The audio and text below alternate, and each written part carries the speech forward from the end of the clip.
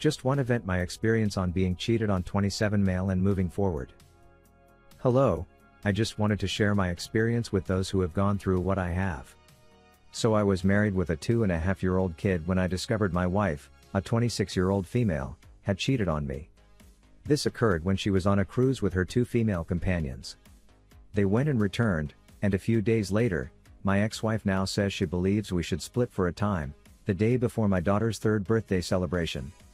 This came out of nowhere. We'd never had a conversation like this before.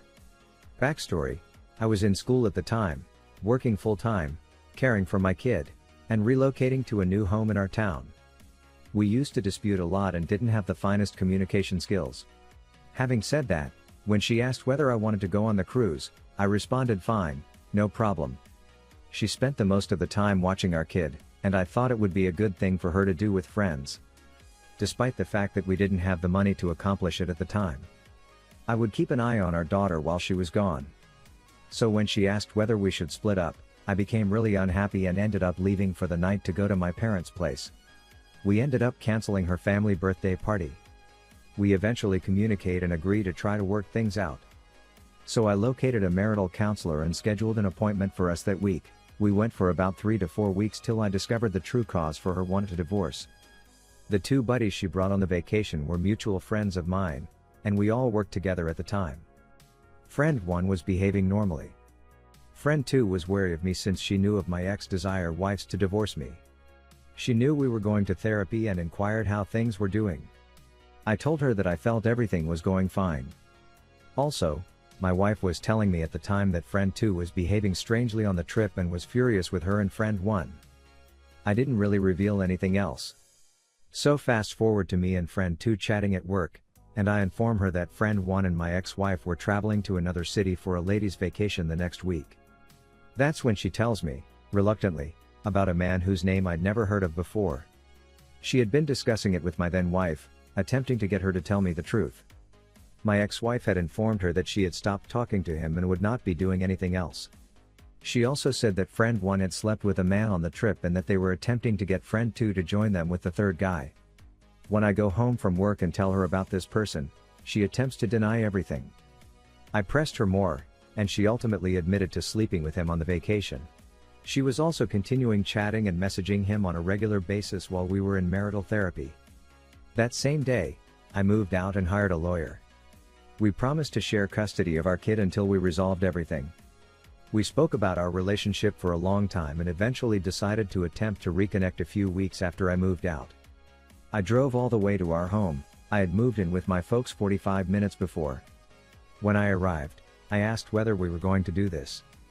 "You stopped talking to the man and buddy 1 with whom you did all of this?" She wouldn't do it. She wouldn't stop talking to him and her in order to save a 9-year relationship. That's when I realized she wasn't who I thought she was. The next months were agony on earth. She would trick me into minding our kid on her days off so she could see her new lover up north. Lies upon lies upon lies. She hasn't spoken to her buddy 2 since she informed me what occurred.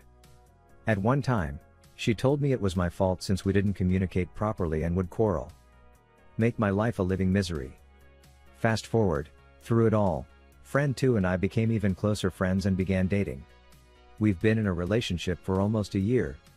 She is a lovely lady who shares my moral principles and loves my kid as much as I do. I have joint custody of my kid, which I like. I keep wondering why this happened to me, but I've realized it's made me stronger.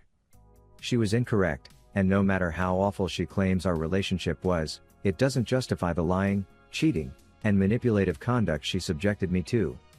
Also, around 9 months after everything, she crawled back to me, claiming everything was a mistake and she was sorry. And so on. She had stopped communicating to him a few months after everything had happened because she wanted to sort things out. She revealed her real nature to me while I was weeping my eyes out after discovering the infidelity and her spitting all over me. Sorry for the lengthy read, it felt nice to get everything out there. I'm in a good spot in my life, with a lovely wife and a kid who loves me. Story 2. Partner of 3 years cheated on me while I was helping refugees. Hello, I'm distraught and feel as if my soul has been torn from me. I was incapacitated for weeks when Russia invaded Ukraine and conflict broke out. I eventually realized I needed to do something, So I traveled to Ukraine for a few weeks to assist my family and others. My girlfriend was supportive and would email me every day for weeks saying I'm a hero and that she loves me, misses me, and wants me to send her Snapchats every day. She was sending me the sweetest messages, and we were in constant contact. Then, just 3 days before my flight home, she stopped talking to me and answering the phone. She responded twice over the following 3 days, the first time with "we will chat later," and the second time with "give your travel details." I said a few days before she ghosted me that it gives me tremendous comfort to know there is someone waiting for me and how much I miss her. She suggested we'd take the day off and simply snuggle. She eventually abandoned me at the airport and never picked me up. It was very painful. When I got home to our house, she wasn't there either. I recalled we had location sharing turned on, so I went to a random spot in town. It took me to some strange flats, and I never saw her automobile. I continued phoning her around 1 a.m. to urge her to come over and speak about what was going on, but she shut off her phone and I went home. I called her grandparents the following morning to find out what was going on, and they were unsure. They called her younger brother, who stated she was staying at a family friend's home. Later in the day, she eventually returned home when her grandmother persuaded her not to break up over the phone. When she told me to sit and that we needed to split up, she was absolutely cold-hearted and showed practically no emotion. She said that we are two distinct persons who must go our own ways. I was appealing with her that we should seek therapy or talk things out instead of breaking up out of nowhere. She felt a lot of shame and offered to take everything we purchased together and pay for someone else to go on our next vacations together, as well as remain in our house for a few more days if I wanted to. I asked if we could go for a walk and chat about what was going on, but she said no since she needed to do errands and attend a friend's party. And she was cold and unloving, and she departed. When I left, there were no difficulties, and we were extremely close. When I questioned where she went last night, she claimed she attempted to stay at a family friend's home, but when we phoned them in the morning, they stated she didn't sleep there. She refuses to respond and has departed without explaining why she lied about who and where she slept with. She banned my Snapchat account 2 days before I was supposed to return home. She also restricted my phone number after this, but unlocked it since I had some inquiries about moving out and her brother's job as a messenger wasn't working out. She promised to meet the next day in the evening. When the evening arrived and I inquired whether we could still meet, she changed her mind and emailed me this. "What do you think? I don't want to have another last recollection of you. Yesterday was very courteous, respectful, and lovely. I don't want the recollection of conversing today to be anything other than that. I don't have anything more to say to you. We could never have figured it out. We shouldn't have stayed together after all of the ways we damaged one another. I don't believe you enough to say anything else. You seem to be looking for other explanations, which is not fair. We haven't communicated in a long time. After a few weeks apart, I discovered I didn't miss you. And I'm back to being myself. I have nothing against you. Everything is forgiven to you. If you need anything, please contact my younger brother. Please do not text me or my friends and family after receiving this message. Remember, my people are my people, and they will always back me. They want me to be happy, and they will always be on my side. They can see I'm pleased now, and they enjoy it. Please don't turn everyone against you, and please don't irritate any more members of my family. Don't underestimate yourself. Look for yourself. Goodbye." Then I answered, not sure how to handle this message, but I'll try my best to respect you and your intentions.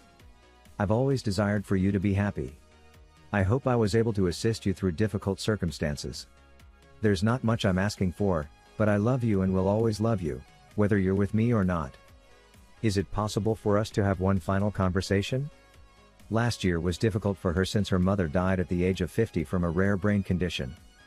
We needed to plan her funeral and bury her.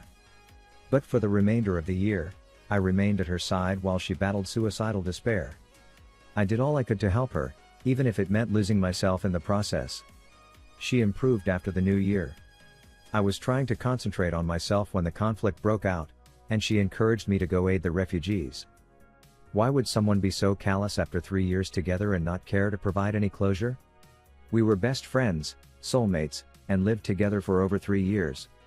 After I returned after assisting refugees, I planned to make a proposal. Why would she be so loving and supportive up to the end and then just disappear, and 99% of the time she cheated on me and then broke up with me? Story 3. GF of 20 years cheated.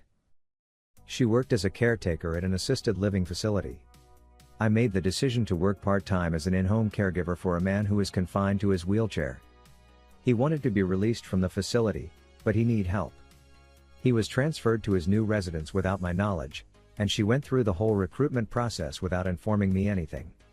The reason she didn't come home until 3 a.m. was later revealed to me, and I panicked out about how she had been Mia all day and night. For reasons that I could not think it was platonic, I insisted on seeing her writings to the individual. Everything has vanished without a trace. When I expressed my worries about her infidelity, I was told that things weren't like that back then. Following that, I asked to check at her phone once again, and this time I uncovered a hidden page of programs and launched Snapchat. She had kept a copy of every correspondence they had had over the past 6 months. It was upsetting because I'd go for work in the morning and she'd be up sending him lingerie and images in the evenings. Their talks also revealed that they were in a romantic relationship and intimate with one another. This is the point at which she exclaimed, "It's not like that anymore." When I discovered that she was driving my car, I immediately disconnected the fuse for the fuel pump and forced her to vacate the home I had bought for us. It was my intention to give her a 60-day notice to clean up her act.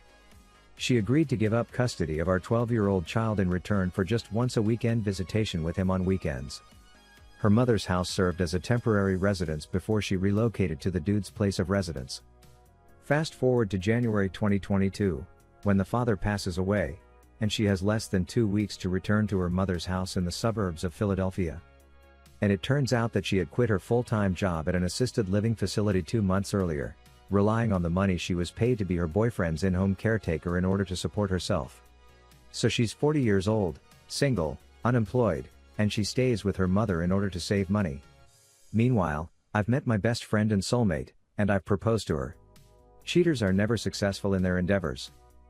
Story 4. GF of 10 years cheated on me while I was in jail and we ended up having a baby.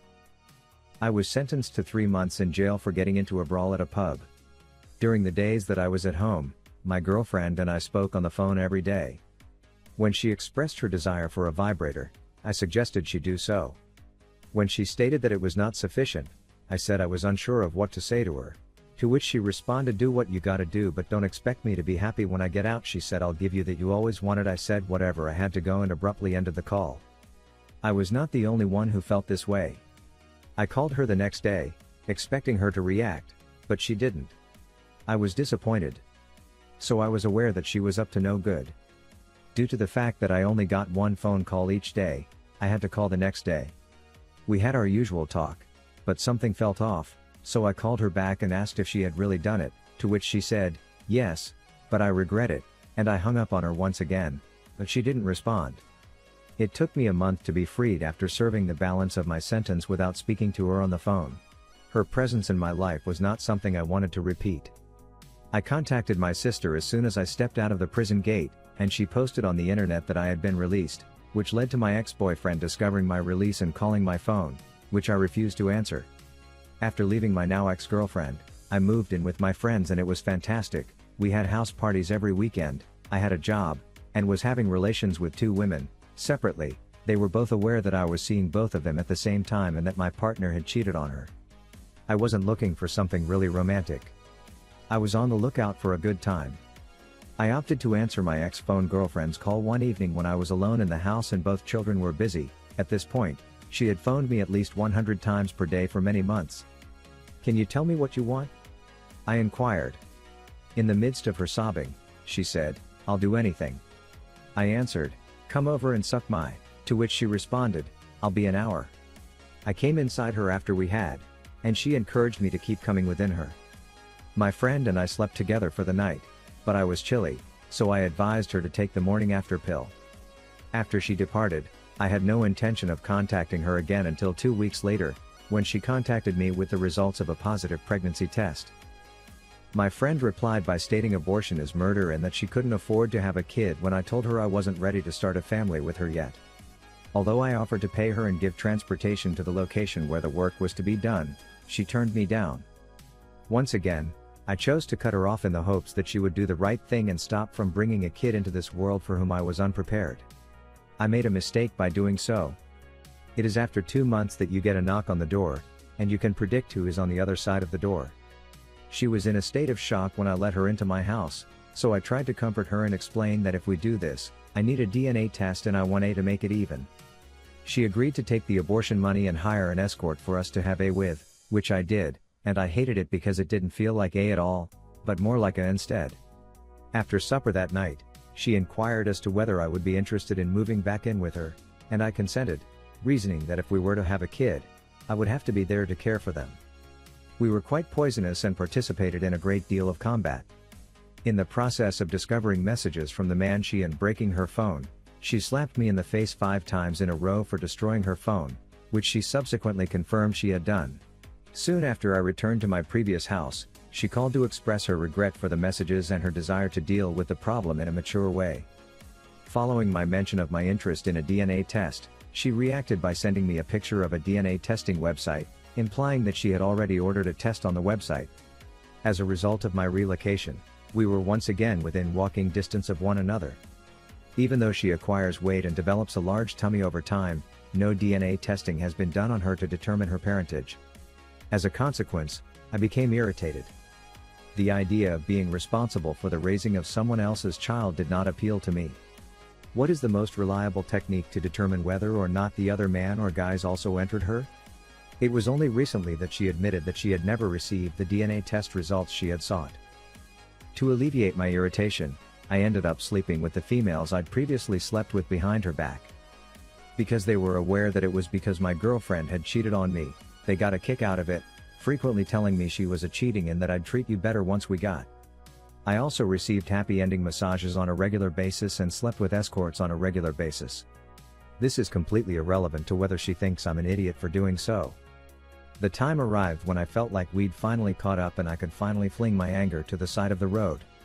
After a few months, she obtained a positive DNA test result on Father's Day, which confirmed her suspicions. As a result, I decided to do the right thing and be a decent parent going forward.